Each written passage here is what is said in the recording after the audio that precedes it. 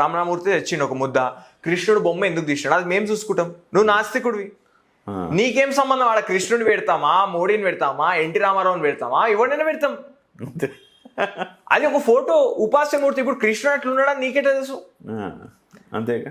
ఇప్పుడు మన దగ్గర ఏమైనా ఫోటో ఉన్నదా కృష్ణుడు ఎట్లుంటాడు అనేది? ఇప్పుడు విశ్వరూప దర్శనం అండి. విశ్వరూప దర్శనం అంటే భగవద్గీతలో 10వ అధ్యాయంలో శ్రీకృష్ణ పరమాత్మ అర్జునుడికి విశ్వరూపం చూస్తుంది. దాన్ని పిక్టోరియల్ గా ఇన్ని తలలు, వినాయకుడు, ఆంజనేయ స్వామి ఇన్ని తలలు అని చూపిస్తారు. కానీ విశ్వరూపం అంటే ఉన్నదంతా పరమాత్మ అని చెప్పడం. దాన్ని పిక్టోరియల్ లో ఒక హ్యూమన్ బీయింగ్, ఒక హ్యూమన్ ఫేస్ వేసి ఇన్ని చేతులు వేసి చూపించినారు. సో అది మా ఇష్యూ.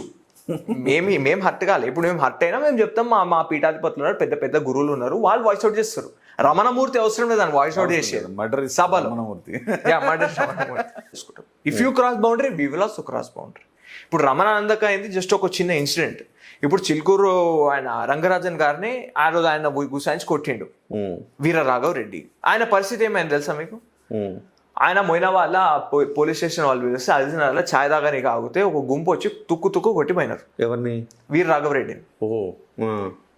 సో ఈ రోజు హిందువులు ఆగే విషయం కనిపిస్తలేదు.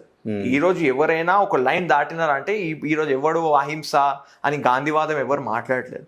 ఎవరికి ఎలా జవాబు చెప్పాలో అలా జవాబు చెప్తున్నాం మనం.